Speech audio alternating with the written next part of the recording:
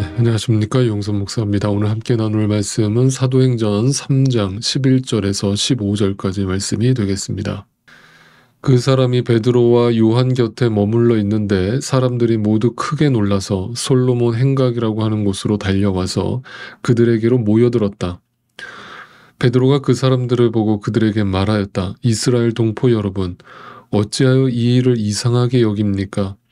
또 어찌하여 여러분은 우리가 우리의 능력이나 경건으로 이 사람을 걷게 하기나 한 것처럼 우리를 바라봅니까? 아브라함의 하나님과 이삭의 하나님과 야곱의 하나님, 곧 우리 조상의 하나님께서 자기의 종 예수를 영광스럽게 하셨습니다. 여러분은 일찍이 그를 넘겨주었고 빌라도가 놓아주기로 작정하였을 때에도 여러분은 빌라도 앞에서 그것을 거부하였습니다. 여러분은 그 거룩하고 의로우신 분을 거절하고 살인자를 놓아달라고 청하였습니다. 그래서 여러분은 생명의 근원이 되시는 주님을 죽였습니다. 그러나 하나님께서는 그를 죽은 사람들 가운데서 살리셨습니다. 우리는 이 일의 증인입니다. 아멘. 오늘 본문은 성전 미문에 앉았던 그 안진뱅이를 일으킨 그 기적 사건 다음에 기록된 내용으로서 기적 사건 후에 어떤 일이 벌어졌는지에 대해서 언급하고 있습니다. 안진뱅이가 일어난 사건은 정말 초자연적인 기적 사건이었습니다. 그것을 목격한 수많은 사람들이 그 신비적인 이적에 깜짝 놀랐고 당연히 거기에 집중하게 되었을 것입니다. 그리고 자연스럽게 그런 기적을 일으킨 베드로와 요한 사도에게 모든 이목이 집중되었을 것입니다. 그래서 베드로 사도는 이렇게 언급을 하고 있습니다. 오늘 본문 12절을 다시 한번 읽어보겠습니다. 베드로가 그 사람들을 보고 그들에게 말하였다. 이스라엘 동포 여러분, 어찌하여 이 일을 이상하게 여깁니까? 또 어찌하여 여러분은 우리가 우리의 능력이나 경건으로 이 사람을 걷게 하기나 한 것처럼 우리를 바라봅니까? 자, 여기에서 성령의 사람과 사탄이 움직이는 사람이 분별되고 있음을 보여주고 있습니다. 여러분 기억하십시오. 성령의 사람은 하나님께서 일으키신 모든 이적과 그 예언의 모든 선포 가운데 자신을 드러내지 않습니다. 왜냐하면 성령 안에 있는 사람은 반드시 자신이 죽게 되어 있기 때문이고 그래야만 성령 하나님께서 충만하게 역사하시기 때문이죠. 내 의가 펄펄 살아있는 한 성령 하나님은 침묵하십니다. 성령 하나님은 나를 통해서 역사하지 않으십니다. 지금 베드로가 그 안진뱅이를 일으킨 기적 사건이 일어났던 것은 내게 있는 것으로 내가 너한테 줄 것이다 라고 하는 그 고백 속에서 알 수 있는 것처럼 지금 베드로 심령 속에는 오직 그 예수 그리스도로 충만하고 성령 하나님으로 충만했기 때문에 나올 수 있었던 기적이었다는 사실입니다. 다시 말하면 베드로는 아무리 생각해도 이것은 나에게서 나온 것이 아니라는 것을 분명히 인식하고 있었던 것입니다. 그런데 성령의 사람이 아니라 사탄이 움직이는 사람들의 차이점은 뭐냐면 결국은 그것이 나로 연결된다는 사실이죠. 왜냐하면 하나님 대신에 내가 우상이 되고 내가 하나님이 되어 있는 상태가 바로 죄고 그것이 타락한 인간의 모습이기 때문에 그렇습니다. 그래서 타락한 인간은 언제나 봉사를 하든 뭐 어떤 말씀을 선포하든 어떤 이적을 일으키든 결국은 다 자기를 주목하게 만드는 것입니다. 자기가 거기에서 왕이 되고자 하는 것입니다. 자기를 드러내고자 하는 것입니다.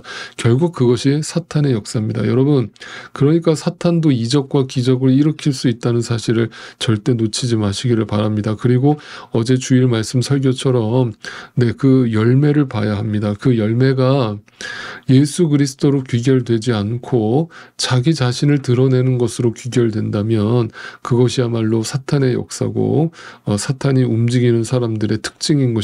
그래서 항상 우리가 주의해야 할 것은 하나님 외에 예수 그리스도 외에 뭔가 누군가를 우러러보고 또 나 자신을 자랑하려는 모든 행위와 그 마음 자체가 사탄이 주는 우상이라는 것을 기억하시고 우리 자신이 절대 하나님 자리에 앉지 않도록 주의를 기울여야 할 것입니다. 그것이 어떤 식으로 나타나는가? 때로는 교회 안에서 권위주의로 나타나고 어떤 신비주의로 나타나고 어떤 율법주의로 나타난다는 사실입니다. 이 모두가 다 사탄의 장난이라는 것을 분명히 기억하시면 좋겠습니다. 성령의 역사는 우리 자신을 하나님 앞에서 부인하게 만들기 때문입니다. 자, 13절에서 이어서 베드로가 이렇게 설명합니다. 아브라함의 하나님과 이삭의 하나님과 야곱의 하나님 곧 우리 조상의 하나님께서 자기의 종 예수를 영광스럽게 하셨습니다. 베드로의 인식은 아주 명확합니다. 누가 하셨다는 거예요? 네, 하나님이 하셨다는 거예요. 근데 그 하나님은 오늘 갑자기 어딘가에서 깜짝 나타난 하나님이 아니라 그 구약으로부터 아브라함으로부터 이삭과 야곱의 하나님이셨던 우리 조상의 하나님이 예수 그리스도를 살리신 것처럼 그 앉은뱅이를 일으키신 것에 불과한 것입니다. 다시 말하면 역사의 주인이 되신 하나님께서 그 앉은뱅이 하나 일으킨 것은 대단한 일도 아닙니다. 예수도 일으키신 하나님이십니다 라고 고백하면서 모든 이 사건의 주체가 하나님이시라는 사실을 베드로는 명확히 인식하고 성도들한테 설명을 하고 있는 것입니다. 이처럼 성령의 사람은 언제나 하나님의 의와 하나님의 능력을 주장하기 마련입니다. 앉은뱅이는 그런 의미에서 단지 육체적인 질병을 앓고 있던 자를 고치신 사건으로 끝나는 것이 아니라 거기에 목적이 있는 것이 아니라 앉은뱅이를 일으킨 이 사건은 영적으로 우리 자신이 앉은뱅이라는 것을 보여주고 있으면서 동시에 사탄의 권세 아래 있던 이 세상의 모습을 대표하는 자로 나타나고 있는 것입니다. 그런 앉은뱅이를 나사렛 예수 그리스도의 이름으로 일어나 걷게 된 것은, 그렇게 한 것은 결국은 사탄의 권세로부터 그 앉은뱅이를 해방했음을 선언하고 있는 것입니다. 다시 말하면 오늘도 우리의 영이 앉은뱅이와 같이 죽은 자로 자신의 힘으로는 절대 스스로 일어나 걸을 수 없는 존재로 그렇게 살아가던 우리를 나사렛 예수 그리스도의 이름으로 우리를 일어나 걷게 만들어 주신 것입니다. 우리를 사탄의 권세로부터 해방시켜 주신 것입니다. 그것은 전적인 하나님의 은혜고 전적인 하나님의 능력이었음을 베드로가 선포하고 있는 것입니다. 이것을 16절에 가보면 베드로가 더 분명하게 명확하게 설명하고 있습니다. 그런데 바로 이 예수의 이름이 여러분이 지금 보고 있고 잘 알고 있는 이 사람을 낫게 하였으니 이것은 그의 이름을 믿는 믿음을 힘입어서 된 것입니다. 예수로 말미암는 그 믿음이 이 사람을 여러분 앞에서 이렇게 완전히 성하게 한 것입니다. 자, 베드로 사도가 지금 뭐라고 설명하고 있습니까? 명확하게 말하고 있지 않습니까? 베드로는 자신과 앉은뱅이의 믿음을 나의 믿음으로, 우리의 믿음으로 이러한 일이 일어났다라고 말하고 있지 않죠. 예수로 말미암는 그 믿음이라고 분명하게 못을 받고 있습니다. 다시 말하면 자신과 앉은뱅이가 지닌 믿음의 그 출처가 자기 자신들이 결코 아니라 오직 예수 그리스도임을 분명히 밝힌 것입니다. 여러분 한번 생각해 보실 수 있기를 바랍니다. 베드로가 예수님을 믿기로 작정한 것이었습니까? 베드로가 예수님의 사도가 되고 싶어서 된 것입니까? 베드로가 먼저 예수님을 자신의 구세주로 영접한 것입니까? 아닙니다. 예수님이 베드로를 먼저 찾아가셨고 예수님이 베드로를 먼저 부르셨고 예수님이 베드로를 용서하셨고 예수님이 베드로를 위해서 죽으신 것입니다. 예수님이 먼저 사랑하신 것입니다. 결국 그 모든 믿음의 출처는 예수 그리스도로부터 온 것입니다. 여러분 이것을 오늘도 우리에게 절대 우리가 망각해서는 안 되는 것입니다. 우리 믿음의 출발점은 우리 자신이 결코 아닙니다. 내가 믿은 게 아닙니다. 내가 그 믿음을 선택한 것이 아닙니다. 하나님으로부터 그 믿음이 나에게 일방적으로 은혜로 주어졌기 때문에 네, 앉은뱅이와 같은 나의 영이 주님의 은혜로 일어나 걷게 된 것입니다. 사탄의 권세로부터 해방된 것입니다. 네, 여러분 전적인 하나님의 은혜인 것입니다. 그렇다면 여러분 뭐가 기적이겠습니까? 태어날 때부터 안진뱅이였던 사람이 갑자기 일어나 걷게 된 것이 기적이겠습니까? 아닙니다. 결코 아닙니다. 그날 성전 미문에 앉아서 세상의 가치나 구걸하고 앉아있던 그 안진뱅이에게 베드로를 통해서 먼저 찾아가 주시고 친히 그에게 믿음을 허락해 주신 것이 기적입니다.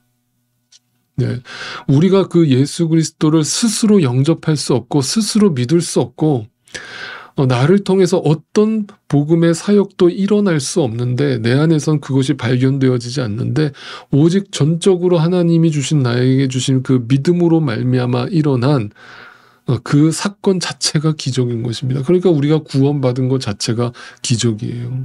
그래서 여러분 안에 있는 그 믿음이 누구로부터 시작되었는지를 오늘도 절대 잊지 마실 수 있기를 바랍니다. 우리는 베드로의 말을 통해서 어떤 일에서든지 사람이 주체로 등장할 수 없다라는 결론을 내릴 수 있습니다. 때문에 우리가 주변에서 흔히 들을 수 있는 간증이라는 것도 바로 이 부분에, 이 관점에서 바라봐야 하는 것입니다. 그 간증에 오류가 없으려면 분명한 기준을 가지고 있어야 하는 것입니다. 여러분, 물론 간증이라고 하는 것은 너무나 귀한 것입니다.